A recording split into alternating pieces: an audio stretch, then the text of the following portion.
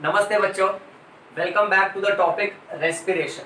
In this particular lecture we will have a big session for today जहाँ पे I am going to teach you respiration and this will be from school level point of view. College section का video तो अलग ही level पे होगा जिसमें अगर तू बायोलॉजी का दीवाना है ना तो तू पागल हो जाएगा. But still for all the school section students this will be an amazing session. Just pay attention to it. Hit on to the concepts one after another. Okay. Right. Now we will start with activity 6.4 which is given in our textbook. The activity says that you take 2 test tubes और दोनों भी test tube में you fill up lime water.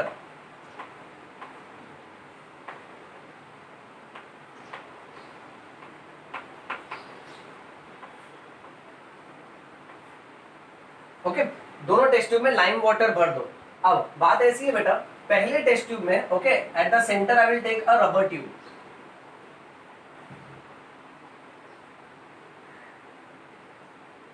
The rubber tube is immersed inside the lime water. Okay यानी वो lime water के अंदर डुबा दो उसको बेटा. सेम उसी तरह का रबर ट्यूब यहां पर भी लो.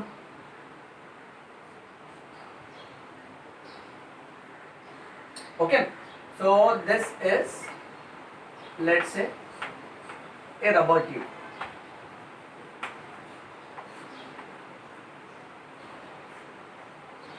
अच्छा अब बेटा बात ऐसी है कि जो पहला टेस्ट ट्यूब है ना उसके ऊपर जो रबर ट्यूब है ना वहां से you are going to connect a पिचकारी.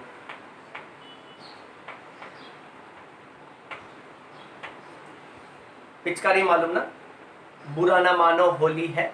ओके सो पिचकारी जो है ना वो उसके ऊपर कनेक्ट कर दो और वो पिचकारी से ना एयर को ब्लो करो. Okay you blow air into this test tube और यहाँ पे we are going to blow air into the test tube with hour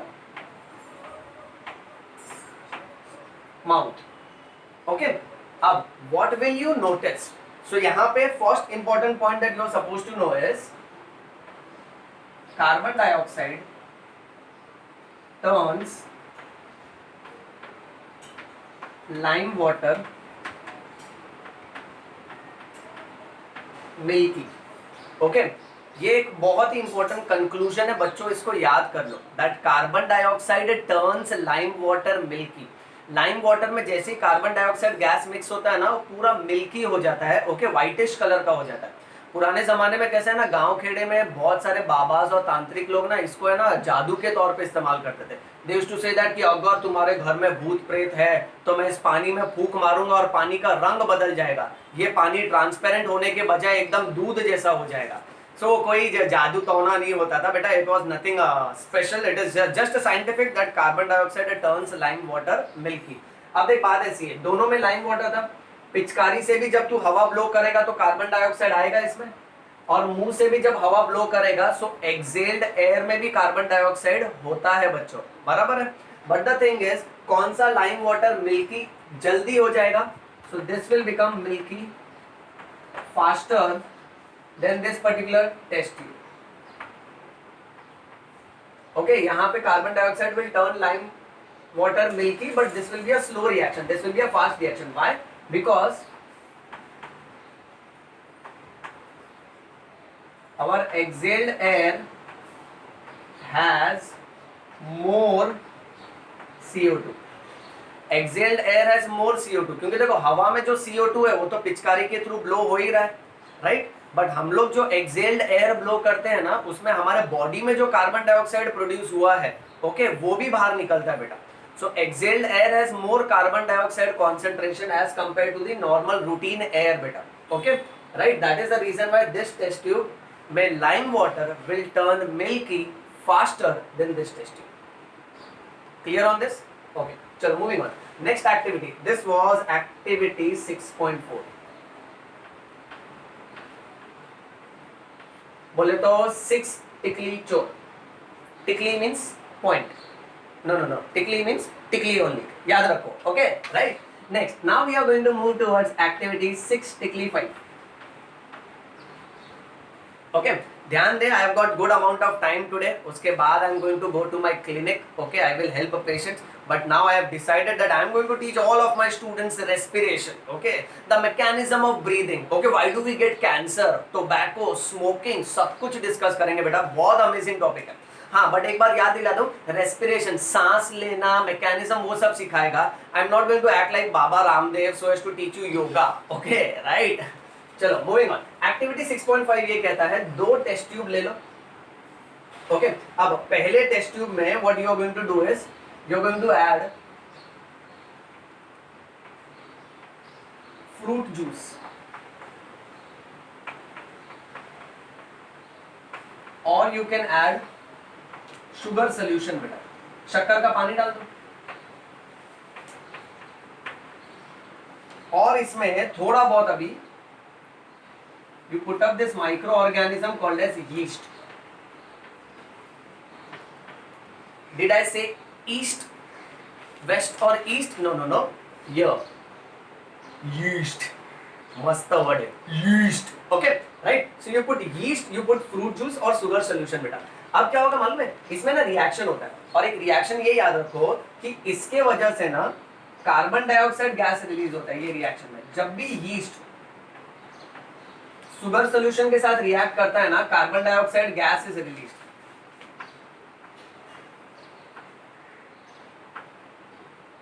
okay, right. अब ये कार्बन डाइऑक्साइड गैस जाएगा ये ट्यूब से, this tube is called as bent tube. बेटा previous वाले टेस्ट ट्यूब के ऊपर I am going to put a rubber cock और you can say a stopper, and you see the bent tube is passing through the stopper,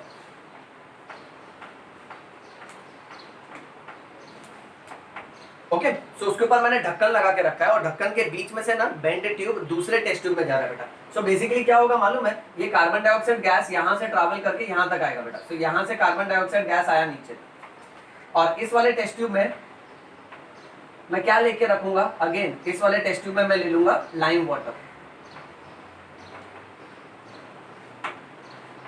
और हम लोग क्या notice करेंगे, again the same thing, this lime water will turn milky. Now if the lime water turns milky, यानी definitely कोई ना कोई gas ये बेंट ट्यूब से ट्रैवल करके आया है, राइट, ओके। और कार्बन डाइऑक्साइड ही वो गैस है जो लाइम वाटर को मिल्की कर सकता है। बेटा सो जाहिर सी बात है, इससे ये पता चलता है कि जब भी फ्रूट जूस यानी कार्बोहाइड्रेट्स, फ्रूट जूस के अंदर कार्बोहाइड्रेट्स होता है बेटा, ग्लूकोज है, फ्रक्टोज है, ये सब होता है, या तो फिर शुगर सोल्यूशन, ये जब भी यीस्ट के साथ रिएक्ट करता है ना, इस प्रोसेस को हम लोग फर्मेंटेशन बोलते हैं। बेटा ओके, और इस प्रोसेस में हमेशा कार्बन डाइऑक्साइड गैस निकलता है, और वो कार्बन डाइऑक्साइड गैस का प्रूफ क्या है, अदालत सबूत मांगता है। सबूत ये है कि lime water turns milky, that means carbon dioxide gas is released, right.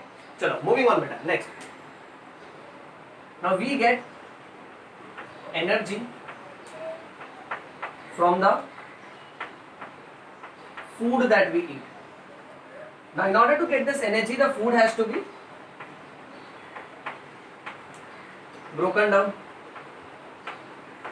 okay. Now this food can be broken down either in presence of oxygen or in absence of oxygen. तेरे को ताकत मिलती है तेरे खाने पीने से, ओके, पर तेरा खाना पीना जो है उसमें जितने भी न्यूट्रिएंट्स है, कार्बोहाइड्रेट्स, प्रोटीन्स, फैट्स, ये सब के सब टूटने चाहिए, और इनको तोड़ने के लिए ना हमको ऑक्सीजन गैस चाहिए रहता है।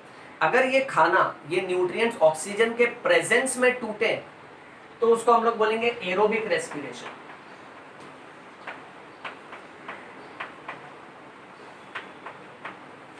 Okay. And if it is broken down in absence of oxygen, then we will call it as anaerobic respiration.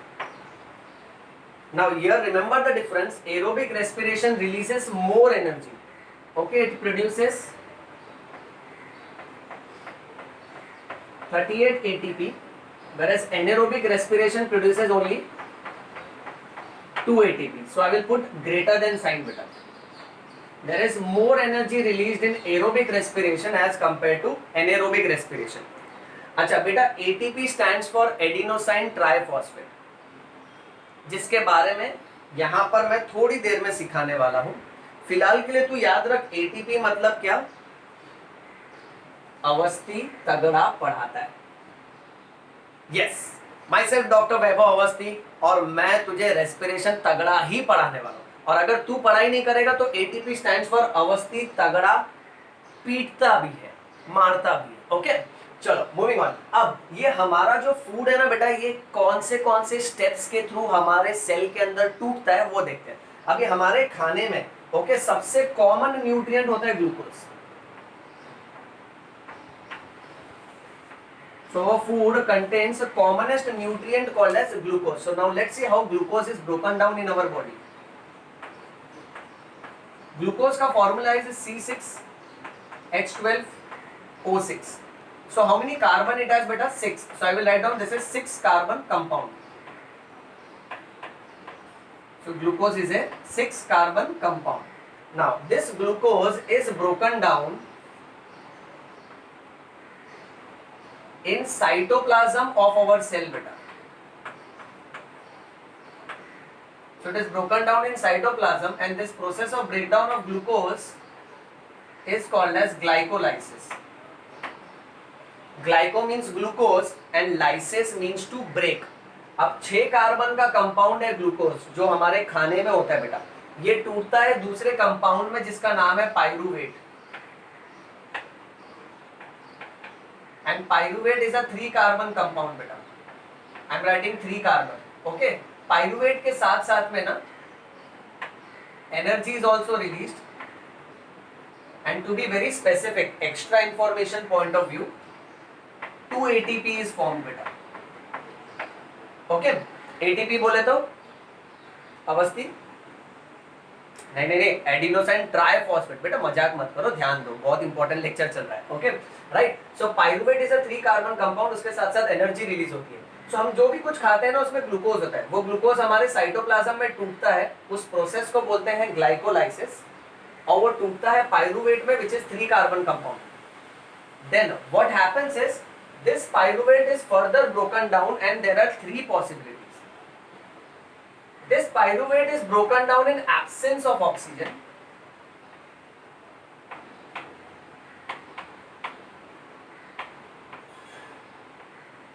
In which organisms? In yeast. अगर ऑक्सीजन नहीं रहा तो यीस्ट के सेल्स के अंदर क्या होता है ना, ये पाइरूवेट टूटता है इथेनॉल में। So what is ethanol? Ethanol is also called as ethyl alcohol beta. So it forms ethanol, that is ethyl alcohol, and it produces energy. Okay. Acha. Another thing that you need to know is this energy is nothing but it is only 2 ATP. And the gas carbon dioxide is also formed. Okay. One more fine information you have to remember: ethanol, which is also called as ethyl alcohol, it has got only 2 carbon. Okay right. So yeast के अंदर ये pyruvate oxygen के absence में टूटता है। Absence of oxygen का मतलब बेटा एनारोबिक रेस्पिरेशन हो रहा है। ओके और क्या बन रहा है, 2 कार्बन वाला इथेनॉल बन रहा है, energy released is in terms of 2 ATP and carbon dioxide. Next, this same pyruvate is broken down in lack of oxygen, यानी ऑक्सीजन नहीं है। This happens inside muscle cells of humans. Okay, so in human muscle cells, अब जो कमाल का point है, okay हमारे muscles में ओके जब तक ऑक्सीजन मिल रहा है मसल को, मसल विल कॉन्ट्रैक्ट। देखो जिम में जाके जब हम वेट लिफ्टिंग करते हैं, after one particular point of time हमारे मसल्स थक जाते हैं। उसका मैकेनिज्म क्या है ना, मसल्स जब कंटिन्यूअसली काम करते हैं तो वो न्यूट्रिएंट्स को तोड़ते हैं, ग्लूकोज को तोड़ते हैं, और उसको तोड़ने के लिए उसको ऑक्सीजन चाहिए रहता है। पर एक पर्टिकुलर पॉइंट ऑफ टाइम पे the oxygen supply to the muscle decreases, so muscle goes in a condition where it has to break down nutrients in lack of oxygen, and then muscles will produce one chemical which is called as lactic acid. Lactic acid has got 3 carbon बेटा, okay right, and it produces energy. Again this energy is how many ATP? 2 ATP.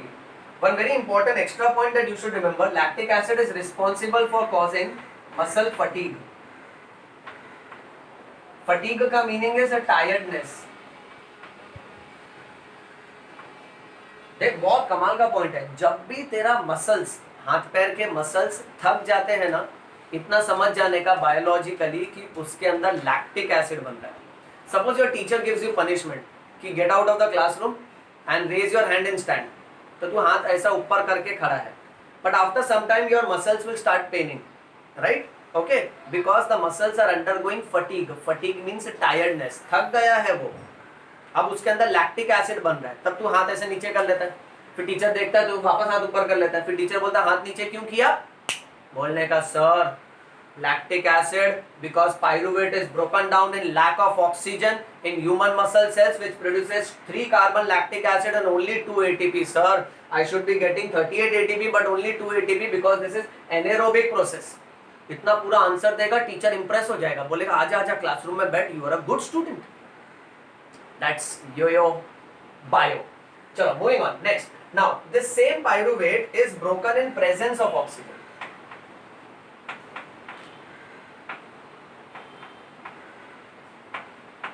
Okay, now when it is broken in presence of oxygen, what do we get? We get carbon dioxide, okay, right, and we get energy,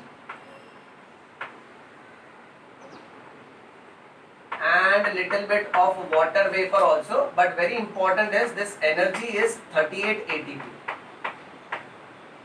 Okay, so only the last process, okay, is aerobic, and this takes place in powerhouse of cell called as mitochondria,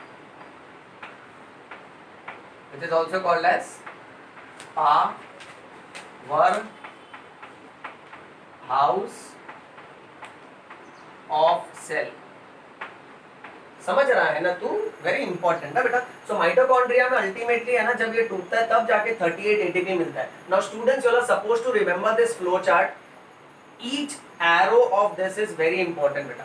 now I will take you into detailed understanding of ATP. What is ATP?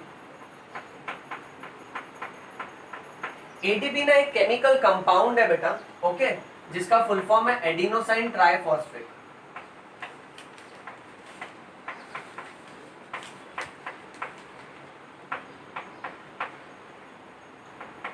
यानी इसमें adenosine जो है ना, वो एक nitrogenous compound है बेटा, nitrogen वाला कंपाउंड है। और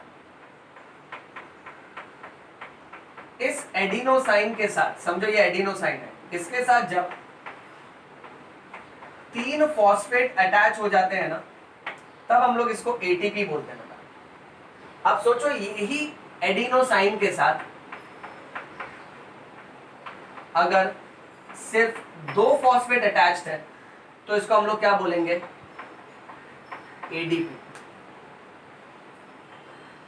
एटीपी क्या था बेटा? फुल फॉर्म अवस्थी तगड़ा पढ़ाता है, एडीपी अवस्थी ढासू पढ़ाता है। नहीं नहीं, एग्जाम में ये मत लिखना, मारेगा तेरे को। Adenosine triphosphate, why tri? Because 3 phosphate. Adenosine diphosphate, why di? Because only 2 phosphate ना बेटा। अब सोच यही एडिनोसाइन के साथ अगर एक ही फॉस्फेट है, तब तो तू बोलेगा ना कि अवस्थी मस्त पढ़ाता है। Adenosine monophosphate. मोनो क्यों बोले बेटा? क्योंकि एक ही फॉस्फोरस है ना उसके पास। सो ये एक बेसिक याद रखो, जैसा एडिनोसाइन ट्राइफॉस्फेट होता है ना, वैसे ही एडिनोसाइन डाइफॉस्फेट भी होता है। ये D stands for di and your M stands for mono. यानी हमारे सेल्स के अंदर ना ये सारे केमिकल कंपाउंड्स होते हैं, पर इनमें से वो केमिकल कंपाउंड जो हमको एनर्जी दे सकता है ना बेटा, दैट इज एटीपी। इसीलिए ATP is also called as energy currency of a cell. ATP is also called as energy currency of a cell. Now why do we call it as energy currency of a cell? Currency यानी पैसा। अभी कोई भी काम करने के लिए, ओके, in order to get your wants fulfilled you need currency, you need money, right? वैसे हमारे बॉडी में कोई भी काम करने के लिए, जैसे अगर मसल को कॉन्ट्रैक्ट करना है तो उसको एनर्जी चाहिए। वो एनर्जी कौन देगा? एटीपी। कैसे देगा? एटीपी क्या करता है ना, अपना टर्मिनल फॉस्फेट फॉस्फेट बॉन्ड को तोड़ देता है। ये बॉन्ड टूटता है बेटा, और जब भी ये बॉन्ड टूटता है ना, 30.5 kilojoules of energy is released per ATP molecule. तो जब भी बॉडी को एनर्जी की जरूरत रहती है, ओके, एटीपी अपना टर्मिनल फॉस्फेट फॉस्फेट बॉन्ड को तोड़ देता है, और जब ये बॉन्ड टूटता है तब 30.5 kilo joules of energy release होती है बेटा, ओके, और ये एनर्जी फिर अलग अलग काम करने के लिए खर्चा की जाती है, राइट। जस्ट लाइक पैसा अलग अलग जरूरतों को पूरा करने के लिए खर्चा किया जाता है, इसलिए एटीपी को हम लोग बोलते हैं energy currency of a cell, ये याद रखने का बेटा। अच्छा, अब next important point that we are suppose to know is कि अब ये जो एनर्जी निकल रहा है ना of 30.5 kilo joules,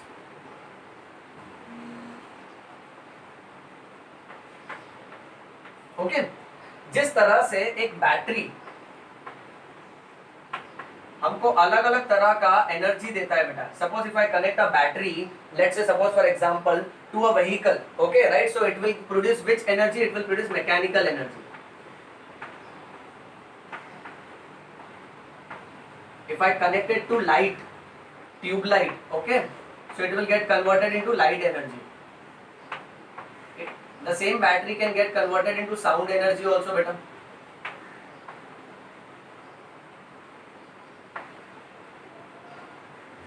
Right, so battery में जो एनर्जी है वो अलग अलग एनर्जी में कन्वर्ट हो रहा है। उसी तरह से एटीपी हमको जो एनर्जी देता है ना, okay, that energy can get converted into energy which is needed for muscle contraction। फिर एटीपी हमको जो एनर्जी दे रहा है ना, उसके वजह से नर्व कंडक्शन होता है,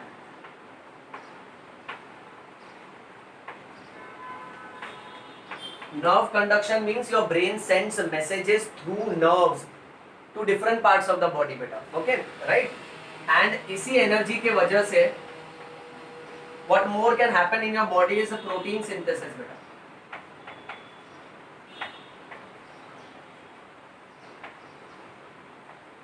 Okay, synthesis means production। चलो, two more terms that you are supposed to know, that whenever energy is released in the body, that process is called as exothermic process। In exothermic process energy is released, and whenever energy is absorbed in our body, that process is called as endothermic process। So in endothermic process energy is absorbed। अब इसको कैसे याद रखेगा बेटा तू, endo मतलब अंदर, that means to come inside, so here energy is absorbed, and exo means exit, that means to come out, so here energy is released। Now two types of chemical reactions are taking place in our body। Look at this reaction, जब भी ये bond टूटता है तो energy release हो रहा है ना, तो इसको हम लोग बोलेंगे एक्सोथर्मिक रिएक्शन। और जब भी कोई काम करना है, जैसे मसल को अगर समझो फॉर एग्जांपल मुझे मूवमेंट देना है, I want to move from this place to this place, now for that my muscle needs energy, so my muscle will absorb energy, okay, so that will be endothermic process बेटा। और जितना भी endothermic process रहता है ना, जिसमें energy चाहिए रहता है, उन सबको एनर्जी देगा कौन, उन सबको एनर्जी देगा एटीपी, इसीलिए उसको बोलते हैं energy currency of a cell. इतना समझा बेटा? चलो, take a screenshot of this, take a screenshot बेटा, then we are going to progress with the next part। all right, done। चलो, अब मैं इसको रब कर देता हूं बेटा।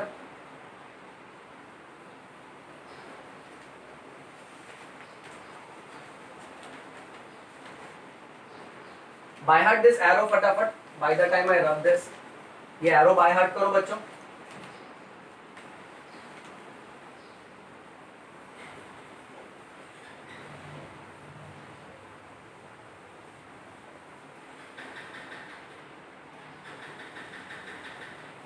Now I will teach you diagram of human respiratory system।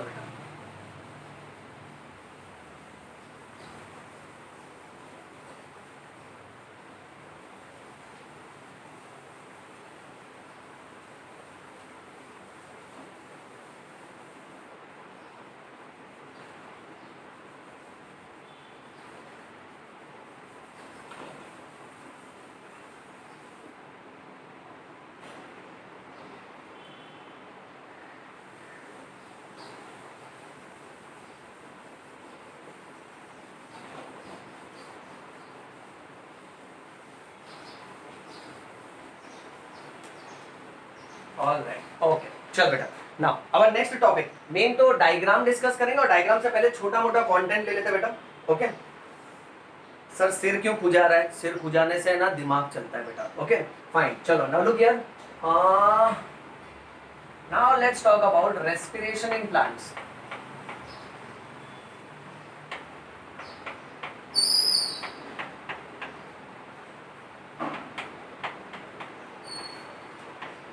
Beta, respiration in plants is very simple. Okay, plants take gases from the air through small openings present on the leaf, which is called as a stomata.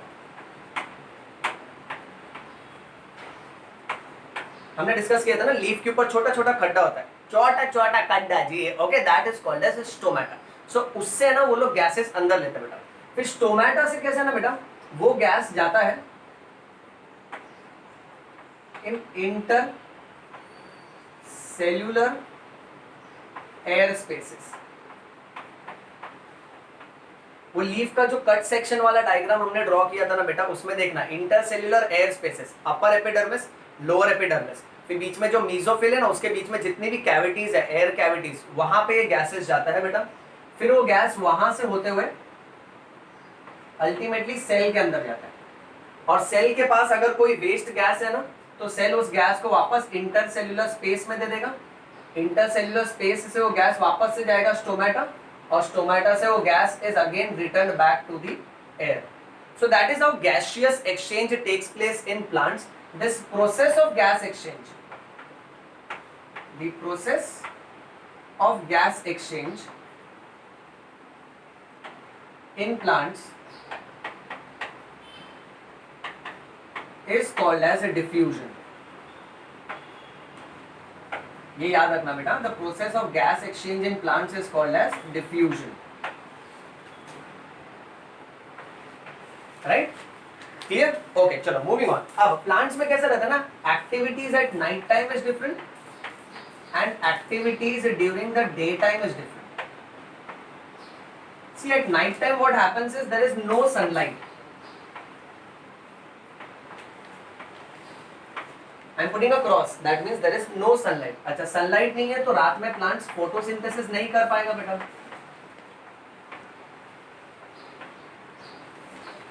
So there is no photosynthesis. Okay. So at night time what happens is at night time only respiration process goes on in plants. So only respiration process is going on in plants. अच्छा in respiration process what plants will do is they use the carbon dioxide they use up the oxygen okay and they produce lots and lots of carbon dioxide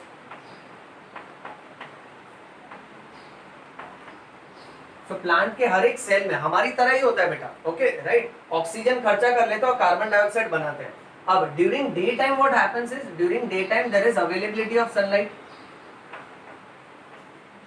So during daytime, photosynthesis takes place. And what does photosynthesis will do? This carbon dioxide which is produced during night time, it will use it up. So carbon dioxide is used and oxygen is produced. Right? At the same time during daytime respiration also continues.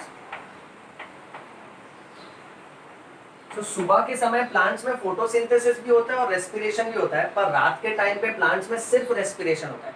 So at night time carbon dioxide production is the main activity and during daytime carbon dioxide utilization or you can say carbon dioxide elimination or you can say oxygen production is the main activity. I will write it down. CO2 production is the main activity.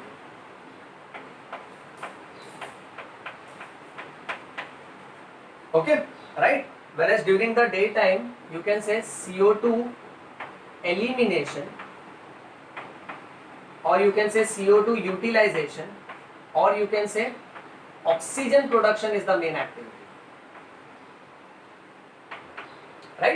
Okay, so that's all about respiration in plants. Now let's quickly go to the diagram of human respiratory system. Okay, beta, I request you to open up your rough writing notebook और मेरे साथ ही इसको draw करो. For human respiratory system, okay, first what we are going to draw is we will draw the nostrils and the mouth वाला part बेटा. Okay. So let us say this is the nostril and this is the mouth वाला part. अब हमारे नाक के अंदर से there starts this pipe in our nasal passage बेटा. वैसे ही सेम बेटा हमारे माउथ में से भी ना, ओके, ये एक पाइप चालू हो रहा है.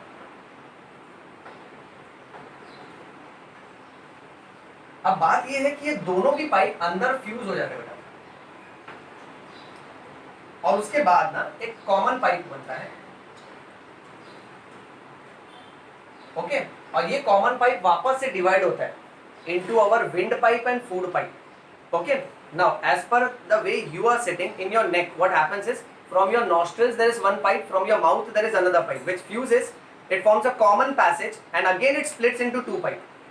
और तेरे गले में आगे की तरफ जो पाइप है ना that is your wind pipe, और पीछे की तरफ जो पाइप है ना that is your food pipe. Wind pipe जो आगे की तरफ है उसको ट्रैकिया बोलते हैं, और फूड पाइप जो पीछे की तरफ है उसको ईसोफेगस बोलते हैं. इसमें से हम लोग ईसोफेगस ड्रॉ नहीं करेंगे, so we will simply continue with respiratory system. Okay, so they will combine and it forms this part which is called as pharynx.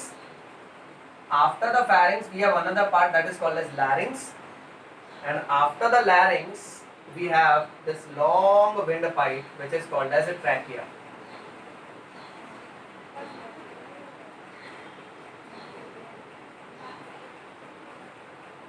Trachea enters inside our lungs. This is the right lung beta, and this is the left lung. Okay, अच्छा, left lung में I am showing a notch because our heart is present over here बेटा. Okay, अच्छा, this trachea shows the presence of cartilage rings. So you have to draw such cartilage ring like structures.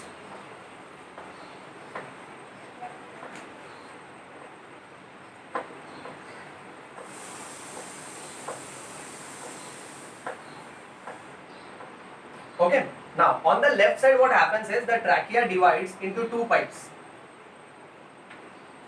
and on the right side it divides into three pipes. This you will learn in advanced lectures. जब तू college section में आएगा ना, गलती से पास होके, गलती से पास नहीं होने का, मेहनत से पास होने का. ओके, तब मैं तुझे और डिटेल में सिखाऊंगा. लेफ्ट लंग के ना दो लोब्स होते हैं, दो पार्ट्स होते हैं. राइट लंग के तीन पार्ट होते हैं, इसलिए यहाँ पे तीन ट्यूब है, यहाँ पे दो पार्ट्स है. Okay, and then this divides further.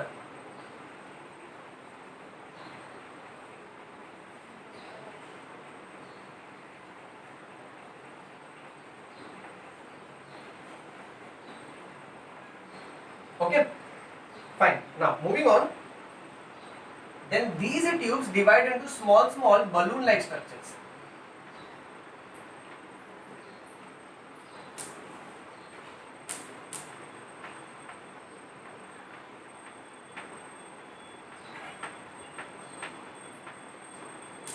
And our lungs are completely filled with these balloon-like structures. यानी ये पूरा भरा रहता है, बट मैं इसको पूरा नहीं ड्रॉ कर रहा हूँ बेटा, वो तू समझ जा. ओके, अच्छा, now whatever textbook is showing is one side का डायग्राम जहाँ पे lungs को कट किया है और उसका इंटरनल अपीयरेंस दिख रहा है, और ये साइड का जो डायग्राम है ना उसमें उसका पूरा सेम पैटर्न नहीं दिखा है, वो lungs का एक्सटर्नल अपीयरेंस है बेटा. यानी इसके ऊपर अभी हम लोग रिब्स ड्रॉ करेंगे. तो यहाँ पर ना these are the ribs which are meant to protect the lungs.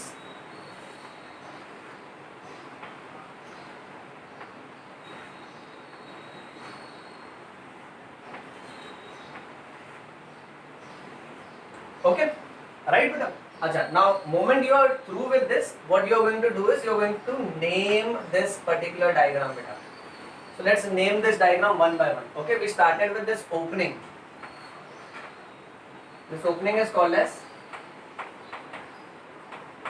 nostrils. अब nostrils के पीछे की तरफ जो भी चेम्बर और कंपार्टमेंट है that is called as nasal chamber. Okay, You can also call it as nasal cavity.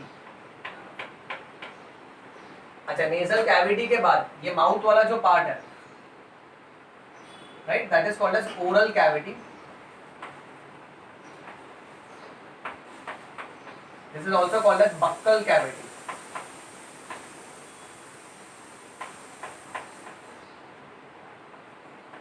Okay अच्छा, यहाँ पीछे की तरफ what you have is pharynx.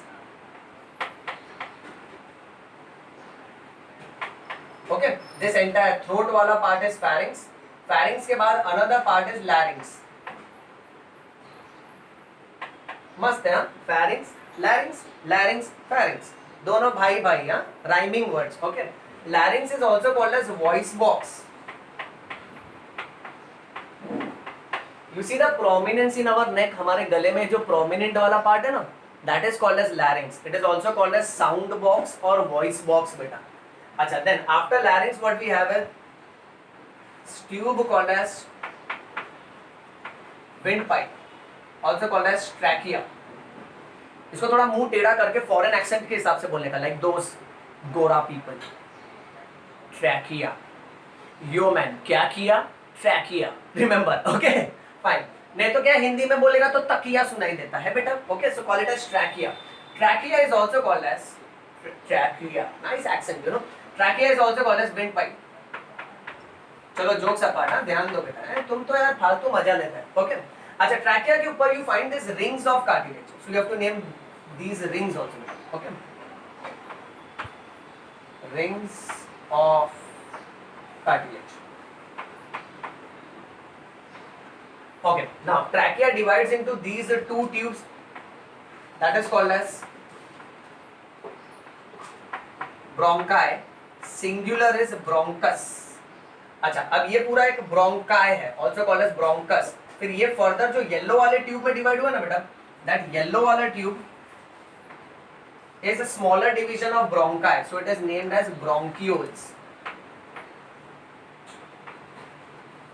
Bronchioles के बाद ये जो पूरा bunch of grapes like structure है ना, that is called as alveolar sac. Okay, and not to forget these are the ribs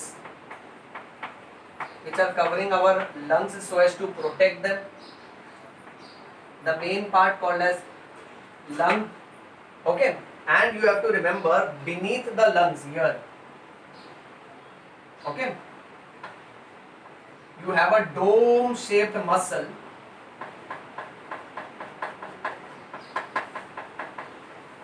on which the lungs are resting.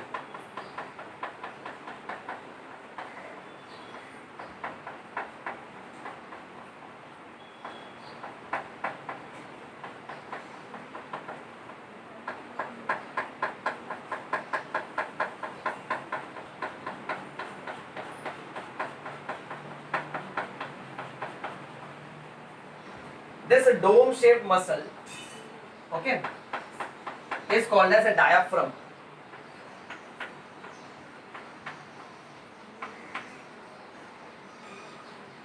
See, diaphragm is a dome shaped muscle partition present between our chest and abdomen. How your cupboard or wardrobe has partition shelf so that you can store objects systematically, वैसे nature has given us this dome shaped muscle called as diaphragm so that chest organs can be placed inside the chest cavity and abdominal organs can be placed inside the abdominal cavity. और सारे के सारे organ अगर ऐसे ही पड़े रहते ना तो सिस्टमैटिक कंपार्टमेंटलाइजेशन नहीं हो पाता. कंपार्टमेंट्स के हिसाब से कुदरत ने इसको स्टोर करके रखा है. So that is the muscular diaphragm. अच्छा, इसके अलावा ह्यूमन बॉडी का जो शेप है ना वो नहीं भी ड्रॉ करेगा तो चलेगा because that will make your diagram look very congested बेटा. Okay, let's put the main title. This is the diagram of human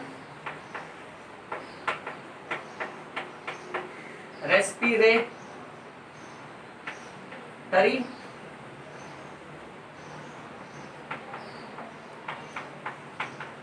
system. Okay, so that's human respiratory system. Alright, चलो इसका स्क्रीनशॉट लो बच्चों. Take a good screenshot of this. Done? Right? चलो आगे बढ़े. I'll rub this बेटा. इसके namings by heart करना.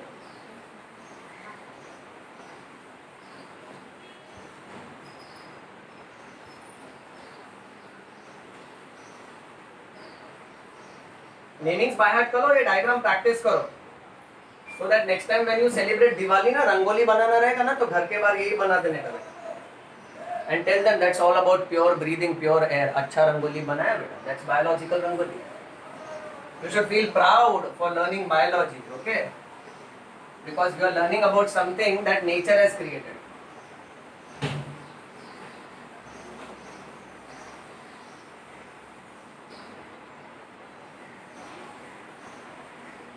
So now we are going to talk about this human respiratory system का थियरी बेटा. अभी डायग्राम देखा ना, अब इसका थियरी वाला पार्ट डिटेल में डिस्कस करना है.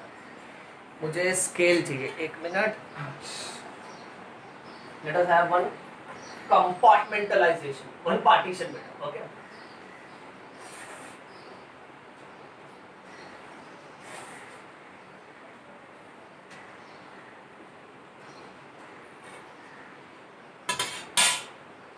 Alright, so next topic is respiration in animals. अब गाड़ी थोड़ा फास्ट भगाएगा, ध्यान देना बेटा, फिर बोलना मत गाड़ी कब निकल गया पता ही नहीं चला. इस यात्रा में सभी यात्री साथ रहिए बेटा.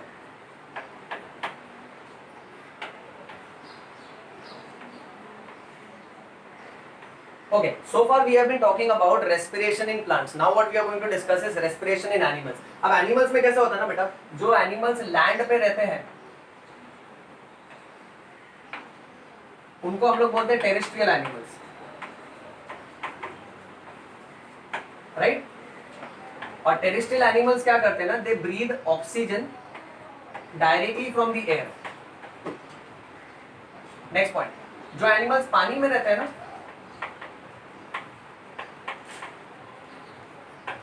उनको हम लोग बोलते हैं एक्वेटिक एनिमल्स बेटा. और एक्वेटिक एनिमल्स क्या करते हैं, they utilise, they breathe the oxygen which is dissolved in water.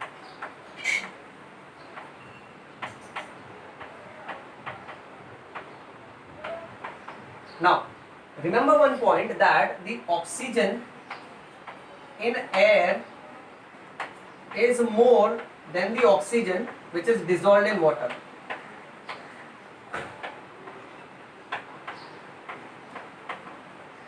Okay, यानी हवा में ऑक्सीजन ज्यादा है and oxygen is less soluble in water. तो पानी के अंदर ऑक्सीजन हमेशा कम रहेगा. इसीलिए टेरेस्ट्रियल एनिमल्स जो है ना, उनका ब्रीदिंग स्लो रहता है, क्योंकि वो लोग एक ब्रेथ में काफी ऑक्सीजन अंदर ले लेते हैं. और एक्वेटिक एनिमल्स है जो पानी के अंदर रहते हैं, पानी के अंदर ऑक्सीजन वैसे भी कम है, इसलिए वो लोग फटाफट सांस लेते हैं, क्योंकि हर सांस में उनको कम ऑक्सीजन मिलता है. So next point, very technical point बेटा. This point says that since oxygen in air is greater than the oxygen dissolved in water, that is why terrestrial animals have higher breathing rate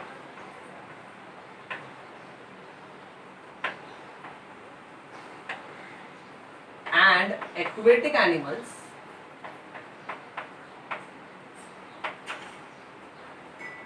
have higher breathing rate. Oh, यहाँ higher नहीं है, they have less breathing rate.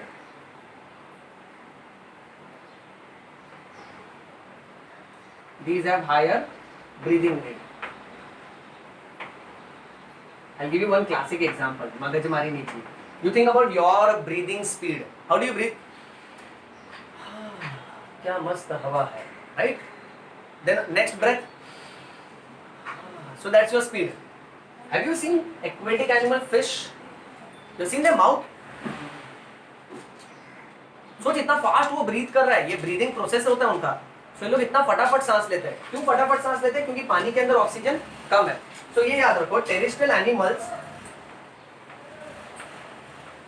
इनका breathing is slow and aquatic animals का breathing is fast. Clear on this बेटा? अच्छा, अब next point ये याद रखो, fish will breathe through gills. Gills are opening which are covered by operculum. Operculum is the covering. तूने कभी भी किसी मछली को पानी के टैंक में देखा है? उसका माउथ देखने का टिपिकली दिया है, राइट? अच्छा अब ये क्या कर रहे हैं, तेरे को चिढ़ा रहे? नहीं नहीं नहीं नहीं नहीं, ये लोग क्या करते हैं ना, वाटर स्वॉलो करते हैं। सपोज इट अ फिश ऐसा कर रहा है ना, तो पानी को स्वॉलो करता है। अब वो पानी के अंदर क्या है, ऑक्सीजन डिसॉल्व है, और इनके यहाँ पे आईज के पीछे ना you will see a covering that is called as operculum. Operculum के अंदर you find a tissue which is called as gills. अब गिल्स क्या करता है ना, ये पानी जिसके अंदर ऑक्सीजन है उसमें से ऑक्सीजन को सेपरेट करके इनके बॉडी को दे देता है, और बॉडी से वेस्ट गैस कार्बन डाइऑक्साइड लेके इस पानी में डालता है, और पानी के पतले से फिल्म, पतले से लेयर के अंदर कार्बन डाइऑक्साइड रहता है which comes out as bubbles, and that is how fish breathe. Just amazing बेटा, ओके राइट। सो ये याद रखो। Next now let's come to higher organism that is human. So let's talk about human respiratory system in detail.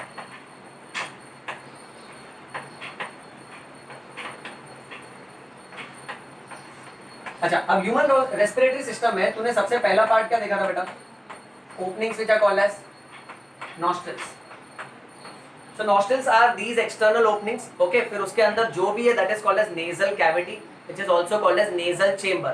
और ये nostrils के अंदर ना, these nostrils are the openings. चलो एक और एक्स्ट्रा बात मैं तुमको बता दूं बेटा, okay? Right since our school days, पसीना छूट गया सिखाते सिखाते। Right since our school days कैसे ना कि हमको ये बताया कि we breathe in oxygen and we breathe out carbon dioxide. Wrong information. We breathe in both oxygen and carbon dioxide. We breathe out both oxygen and carbon dioxide. In fact, we breathe in mixture of gases and we breathe out mixture of gases. Extra information है, याद रखना बेटा. Okay, right? अच्छा, nostrils are openings. अच्छा, inside your nostrils, what will you find बेटा? You will find fine hair. You will find mucus. अब नाक के अंदर गॉड ने छोटा छोटा बाल दिया हमको, क्यों? ताकि कोई भी डर्ट या डस्ट पार्टिकल अगर हमारे ब्रीदिंग के थ्रू हमारे बॉडी में एंट्री कर रहे हैं तो ये नाक के अंदर के जो बाल है ना, ये उसको ट्रैप करने की कोशिश करेंगे बेटा। और तो और अगर समझो कोई डर्ट डस्ट या बैक्टीरिया फिर भी ये हेयर से गुजर गया, you know bacteria dirt dust they are also very smart, they look inside your nostrils, they find hairs and they are like धीरे से अंदर आ जाने का। तो गॉड ने फिर हमको क्या दिया, mucus. Mucus is what? Mucus is sticky discharge. Okay, so हमारे नाक के अंदर स्टिकी स्टिकी डिस्चार्ज है ना, you put fingers into your nostrils, you dial number, टिडिंग टिडिंग, गंदी बात है, ये सब नहीं करने का बेटा। Okay right, now that mucus, that sticky discharge is meant to trap all the dirt and dust बेटा। ओके अच्छा, after nostrils the next part is pharynx. Pharynx is nothing but it is the throat region बेटा। Okay, pharynx is a part of respiratory system, it is a part of digestive system, both, it's a common passage beta।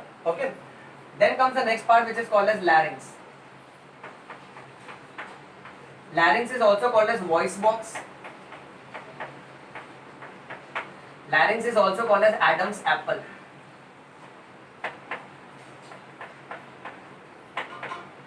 Okay, Adam और Eve का mythological story है ना, right? The first fruit eaten of was apple. Okay, so looking at this prominence it is named as Adam's apple also. ये इसका extra नाम है, text book में दिया नहीं है, एग्जाम में लिखना भी मत, याद रखना है। Okay, it is also called as voice box and this larynx ये ज्यादा उठा हुआ रहता है in males as compare to females, so it is more prominent in males. Next, larynx comes down and it divides into tube which is called as, it continues into this tube which is called as trachea. Trachea is also called as windpipe,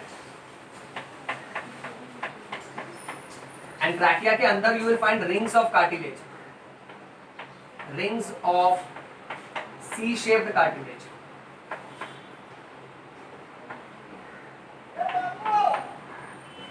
ऐसे कितने cartilage होते हैं? 16 to 20 होते हैं बेटा।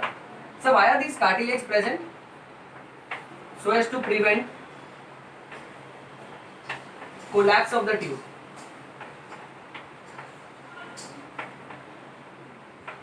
देखो, suppose for example you cut your friend's throat, सॉर दोस्त का गला काट दिया, हाँ, suppose for example with permission you should ask him, may I please cut your throat and then cut it बेटा। Bio people are mannered people।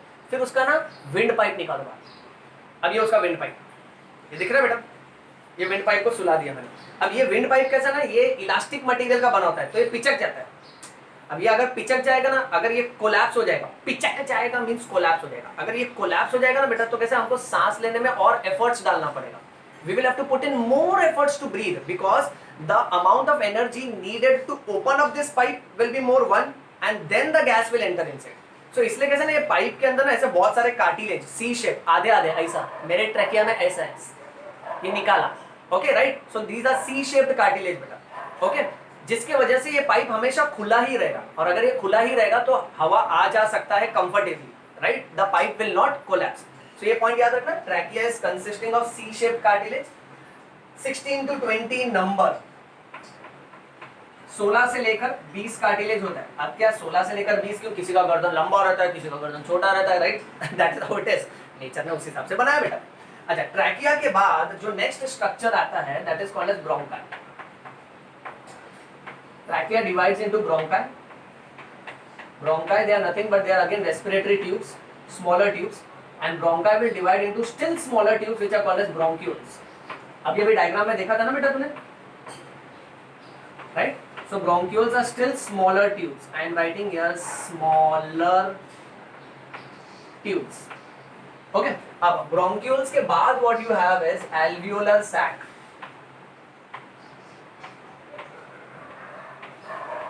alveolar sac मतलब वो पूरा ऐसा bunch of balloon जैसा बेटा जो देखा था ना हम लोग ने ओके अब इसमें से अगर एक बलून को बाहर निकाले तो उसको एल्वियोलस बोलते हैं. One is called as alveolus many are called as alveoli. Okay so we are removing one of it out. Now this is one alveolus. Alveolus के ऊपर आजू बाजू में सब तरफ ब्लड कैपिलरीज होती है बेटा. सो इसके आजू बाजू में पूरी तरह से you find this network of blood vessels. Okay so this is covered by network of blood capillaries.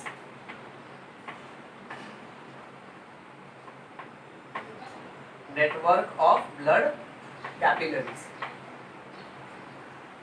Next, alveolus के across ही समझो. अब इसमें से ना मैं एक सिंपल alveolus ड्रॉ करता हूँ बेटा.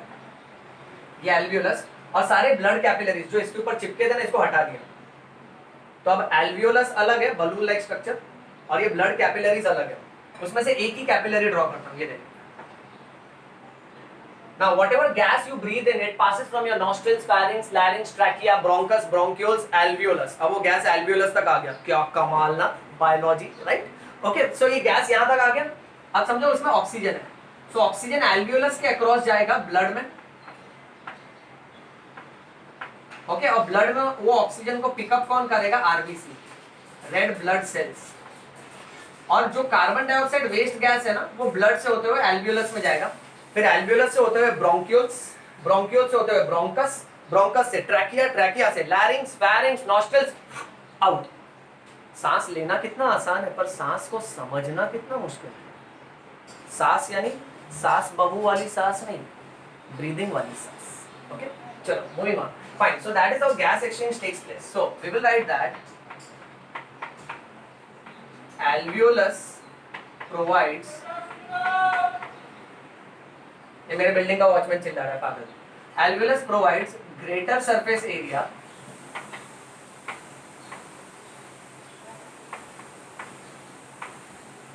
for gas exchange.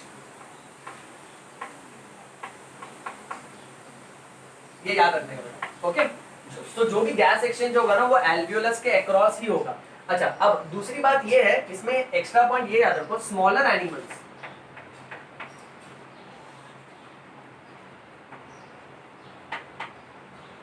जैसे कॉकरोच. ये लोग में कैसा ना वॉटेवर कॉकरोच है ना उनके बॉडी में साइड्स में छोटे छोटे होल्स होते हैं बेटा. उसमें से डायरेक्टली वो लोग गैस हवा से ले लेते हैं बेटा. और उनके अंदर जो भी ट्यूब्स है ना वो ट्यूब्स पूरा डिवाइड होके डिस्ट्रीब्यूट होके पूरे बॉडी के कोने कोने तक जाके ना गैस सप्लाई करता है. ये ले ऑक्सीजन तू ले, तू भी ऑक्सीजन ले, तू भी ऑक्सीजन ले. ओके तो उनमें कैसा है ना in smaller animals like cockroach respiratory tubes short में I am writing respiratory tubes reach to entire body. Okay but the problem is with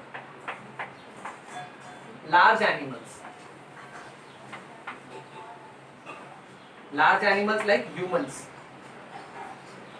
अब तू सोच ना कि तेरा जो ट्रैकिया ब्रोंकस ब्रोंक्यूल्स है अब वो डिवाइड हो के तेरे पैर के टिप तक तो नहीं जा सकता ऑक्सीजन देने. सो अपना ट्यूब्स इधर ही खत्म हो जाता है चेस्ट लेवल पे, और सारा ऑक्सीजन फिर लंग्स के एल्वियोलस के अंदर जमा होता है। अब क्योंकि हमारा ट्यूब हर एक सेल तक नहीं पहुंच सकता है because of large body size, इसीलिए अब क्या होता है ना कि वो ऑक्सीजन को पिकअप करने के लिए गॉड ने हमको रेस्पिरेटरी पिगमेंट दिया है बेटा। रेस्पिरेटरी पिगमेंट का मतलब होता है रेस्पिरेटरी कलर्ड केमिकल, और उस रेस्पिरेटरी कलर्ड केमिकल का नाम जानता है तू? क्या नाम है? Haemoglobin. This haemoglobin is present in RBC, RBC के अंदर होता है।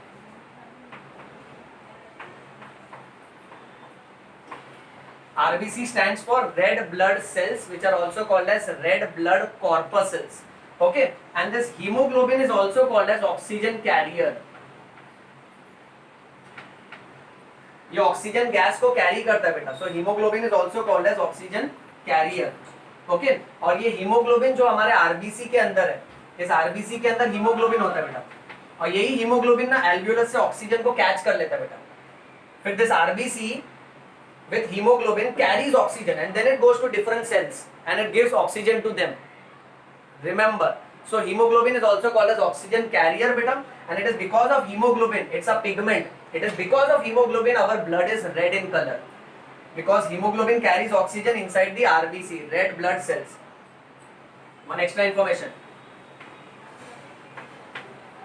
RBC का हाई-फाई नेम इज एरिथ्रोसाइट्स। क्या नाम है? Erythrocytes, that is the hi-fi name for RBC. चलो बेटा, take screenshot of this.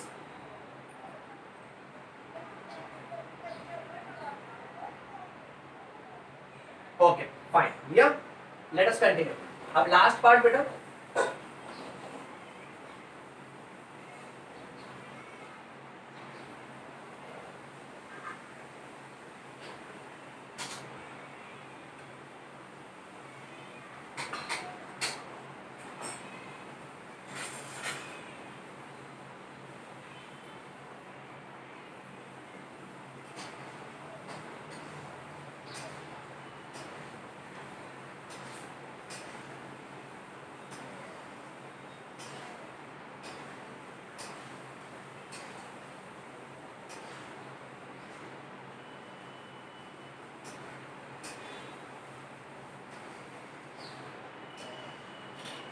okay, now the point that you have to remember is oxygen जो है ना बेटा, oxygen is not much soluble.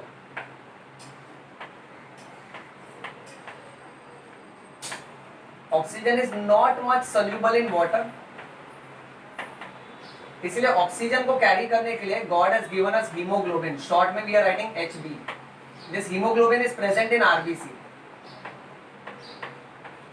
Next, carbon dioxide का story कैसा है ना, carbon dioxide is a waste gas and it is comparatively more soluble in water.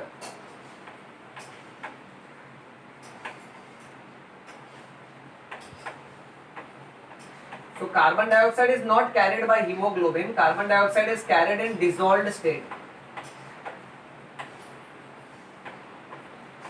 It is carried in dissolved state in the liquid part of our blood, which is called as plasma. अब ना मेरी बात एकदम ध्यान से सुन बेटा, ये कैसा है मालूम है? समझो for example this is your balloon like structure, that is alveolus. Okay right, now इसके अंदर ना you find this gas that is oxygen. अब एल्वियोलस के बाजू में ब्लड वेसल्स होते हैं बेटा, समझो this is the blood vessel. Okay, अब इस ब्लड वेसल के अंदर ये आरबीसी है, रेड ब्लड सेल, और आरबीसी के अंदर हीमोग्लोबिन है HB। तो ये हीमोग्लोबिन क्या करेगा, ये ऑक्सीजन को अट्रैक्ट कर लेता है। In fact remember one extra information, one haemoglobin can carry 4 oxygen molecules, 4 oxygen को पकड़ सकता है बेटा, ठीक है। और जैसे इसने ऑक्सीजन के साथ बाइंड कर लिया ना, फिर ये ब्लड वेसल्स के थ्रू फ्लो हो के आएगा हर एक सेल के पास, और सेल के पास आके ये ऑक्सीजन रिलीज कर देगा, और हर सेल के अंदर वेस्ट गैस बनता है कार्बन डाइऑक्साइड। अब बात ध्यान से सुनो, समझो ये ब्लड वेसल है बेटा, ओके, और ये आरबीसी है, रेड ब्लड सेल्स। अब कार्बन डाइऑक्साइड आरबीसी के ऊपर आके नहीं चिपकेगा, हीमोग्लोबिन पे नहीं चिपकेगा, ब्लड में जो पानी वाला पार्ट है ना आजू बाजू में, दिस पानी वाला part of the blood is called as plasma.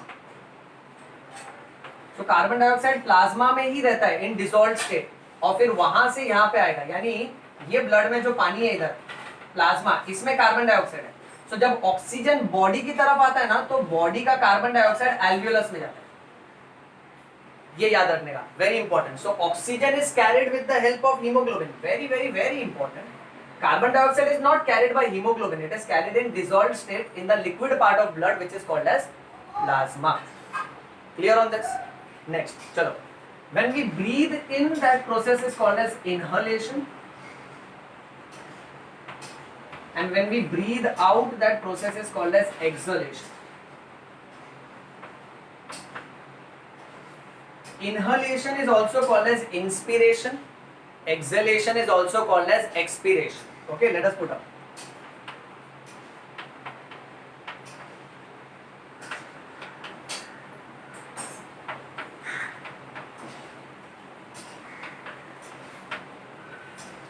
अब मैकेनिज्म ऑफ ब्रीदिंग देखो. How do we breathe air in and out बेटा. जब भी हम लोग अंदर सांस लेते हैं ना, तो क्या होता है, you remember the diaphragm, the dome shaped muscle present between our chest and abdomen बेटा. ओके, जब भी तुम इंस्पिरेशन करते हो ना, what happens is your diaphragm contracts.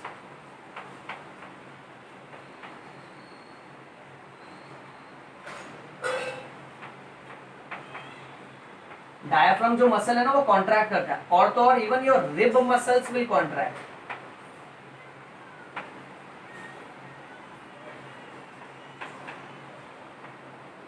I will put up an extra information here that rib muscles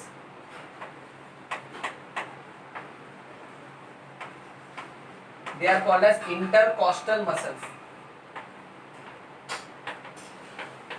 ये तुमको college level में आएगा बेटा, बट अभी से एक्स्ट्रा इंफॉर्मेशन दे दिया तुमको. Intercostal muscles. हमारे पास ना we have 12 ribs on this side and 12 ribs on this side. ये जो रिब्स है ना, रिब्स के बीच में समझो मेरा फर्स्ट रिब और सेकंड रिब, दो रिब के बीच में मसल्स होते हैं. These muscles are called as intercostal muscles. So जब भी हम लोग सांस अंदर लेते हैं ना बेटा, सो हमारा डायफ्राम मसल कॉन्ट्रैक्ट करता है और रिब मसल्स कॉन्ट्रैक्ट करता है. इनके कॉन्ट्रैक्शन करने की वजह से what happens is the area inside the chest, the area inside the chest increases. Okay fine. इसका आगे का पॉइंट मैं यहां कंटिन्यू करता हूं बेटा. Now when area inside the chest increases, the pressure inside the chest decreases.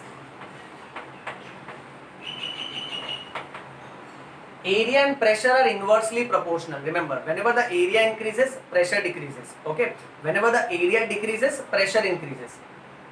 So the pressure inside the chest decreases. Now let's say suppose for example this is our chest. अब chest के अंदर pressure has decreased. That means chest के अंदर there is low pressure.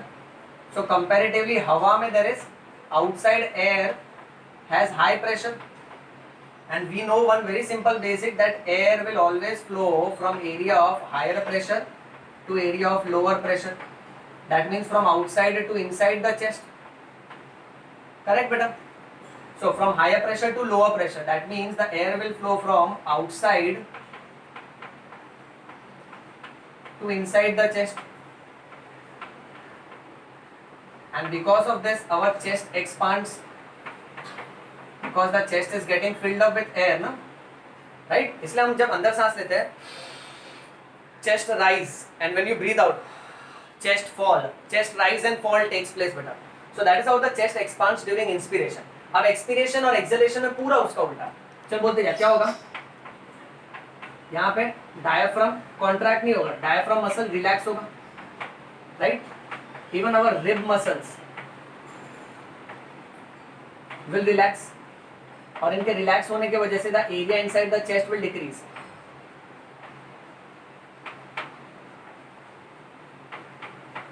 सी जब ये contract हो रहे थे ना, see when these muscles contract, okay right, they expand our chest. When they expand our chest, the area increases. Now they are just relaxing, right? So the area inside the chest decreases बेटा. When the area inside the chest decreases, the pressure inside the chest increases, because area and pressure are inversely proportional.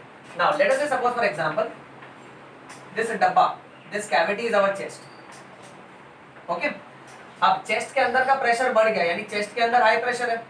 So chest के बाहर यानी हवा में, chest के अंदर high pressure तो बाहर सब जगह low pressure. And air will always go from area of higher pressure to lower pressure, right? So this air will go from higher pressure to lower pressure. That means अब ये air कहाँ से कहाँ जाएगा? This will travel from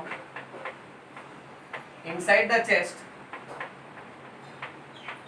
to the outside air,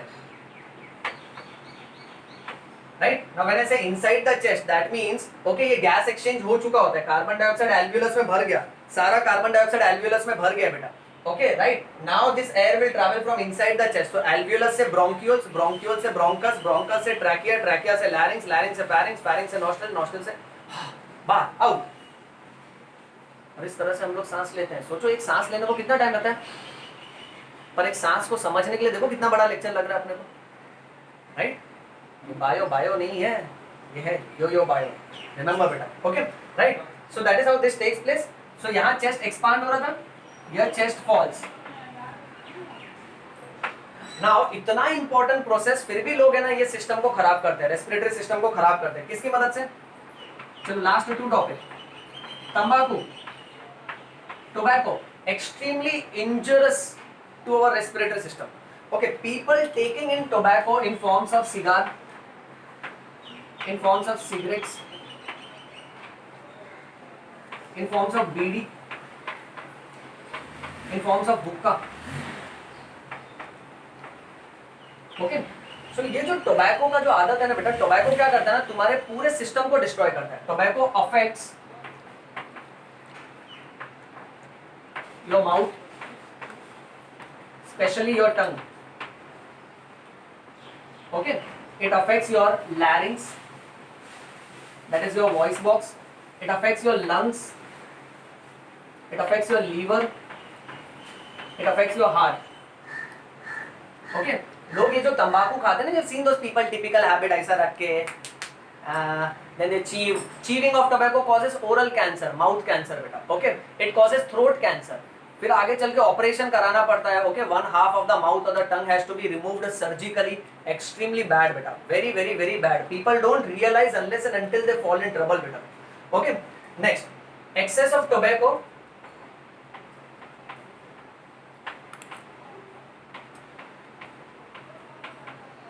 Okay, right? Even in terms of smoking also बेटा.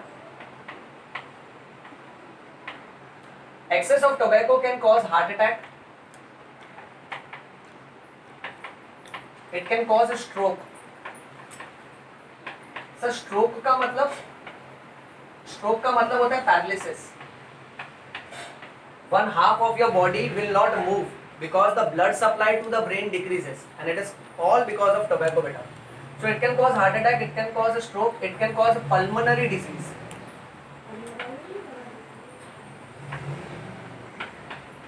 Pulmonary disease का मतलब, pulmonary means lungs बेटा. So it can cause diseases of the lungs, specifically lung cancer. Okay. Even smokeless tobacco is bad, huh?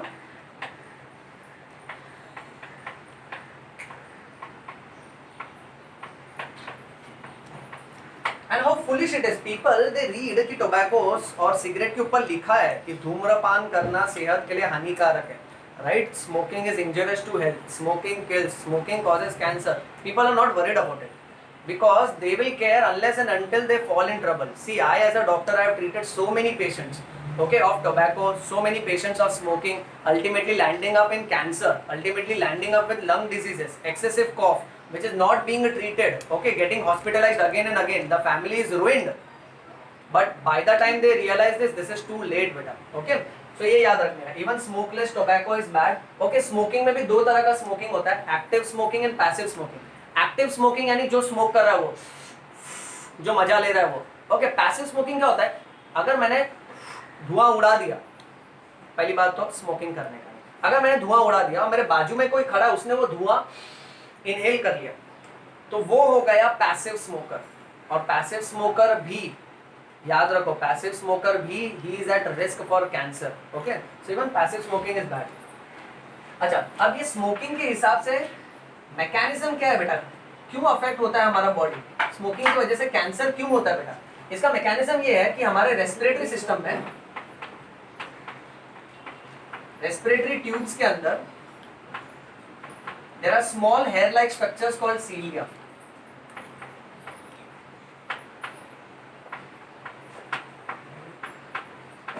There are these small hair like structures which are called as cilia.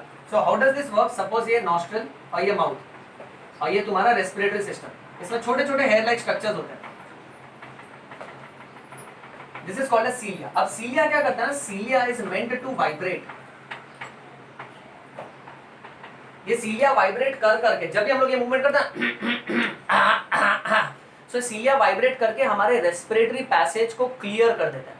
उसमें जितना भी गाढ़ा गाढ़ा mucus है, dirt है, dust है, okay, micro organisms है, okay, सारे कंटेंट को क्लियर कर देता है. Cilia will vibrate and it clears our respiratory passage.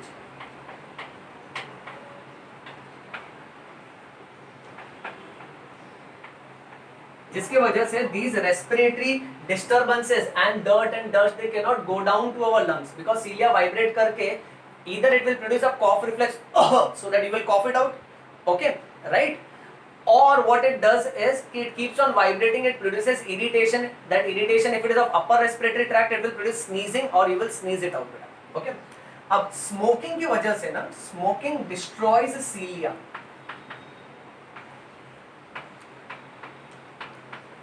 सीलिया अगर एक बार डिस्ट्रॉय हो गया बेटा, तो इसके वजह से क्या होगा ना कि सारे के सारे germs,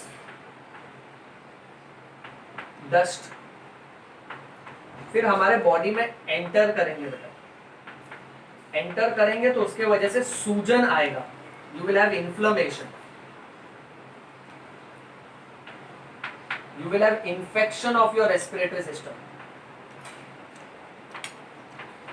And this repeated inflammation and infection will cause cancer. And cancer की वजह से फोटो दीवार पर, सीधा तेरा फोटो दीवार पे लगेगा हार और अगरबत्ती के साथ. स्मोकिंग किल्स, याद रखने का बेटा, करने का नहीं स्मोकिंग. चलो, that's all about this lecture. फटाफट इसका स्क्रीनशॉट ले लो बेटा. Done. I hope you all have enjoyed the pleasure of breathing, that is respiratory system with Yo-Yo Bio. Okay, read bio, bleed bio, Yo-Yo Bio. I hope Yo-Yo Bio समझ में आयो. Okay, smoking करना नहीं, tobacco chew करने का नहीं. मैं तो इतना मारूंगा कि तेरे सारे आरबीसी टूट जाएंगे बेटा. Don't smoke. Thank you.